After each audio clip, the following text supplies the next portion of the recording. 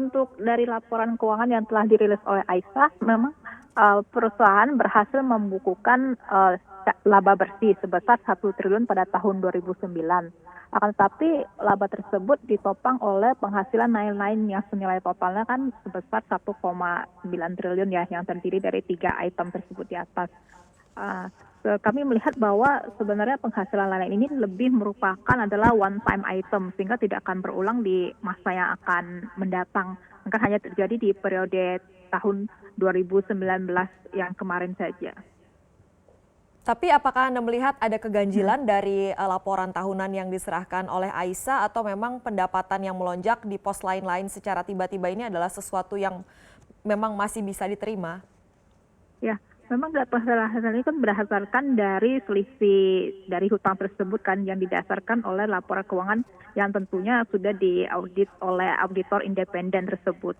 Akan tetapi kita juga harus melihat bahwa dari segi penghasilan tersendiri, ya sebenarnya di segi penghasilan Aisyah sendiri masih membukukan penjualan senilai 1,5 triliun di 2019. Ya masih mencatatkan penurunan 4,6% dibandingkan dengan tahun sebelumnya. Dan kalau sebenarnya dilihat dari beberapa tahun, baik dari periode 2016, 2017, 18, dan 19, Aisyah masih mencatatkan pendapatan masing-masing 1,5 triliun, 1,6 triliun, dan tahun kemarin 1,5 triliun. Akan tetapi memang di bottom line-nya masih mengalami rugi ya, karena beban yang cukup besar.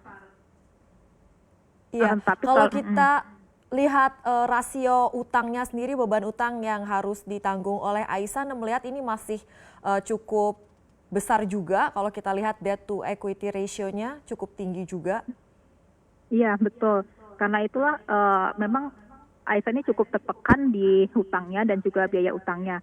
Karena kan Perseroan sudah melakukan restrukturisasi utang tersebut kan, yang terutama seperti obligasi dan sukuk ijarah TPS Food 1, ada juga sukuk ijarah 2, yang obligasi TPS Food 1 yang mestinya jatuh tempo 2018 direstrukturisasi menjadi 30 Juni 2029, ya dengan opsi juga bisa dibeli kembali dan bisa dikonversi menjadi saham dengan nilai 200 per lembar. Dan juga obligasi berikutnya juga akan direstrukturisasi menjadi jatuh temponya 2029. Iya, Helen, kalau kita tahu ini Aisyah kehilangan salah satu kontributor pendapatan yang cukup besar, yaitu bisnis berasnya. Kalau untuk kedepannya, Anda melihat seperti apa prospek emiten ini bisa tetap mempertahankan arus pendapatannya?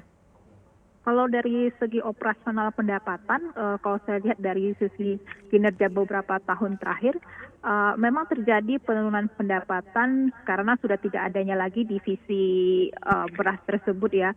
Akan tetapi sebagai contohnya pada tahun 2019 kemarin, penjualan Perseroan hanya terjadi dari 2 divisi, yaitu divisi makanan ringan yang sebesar 66% dan divisi makanan pokok ya seperti mie kering, bihun itu mencapai sebesar 34%.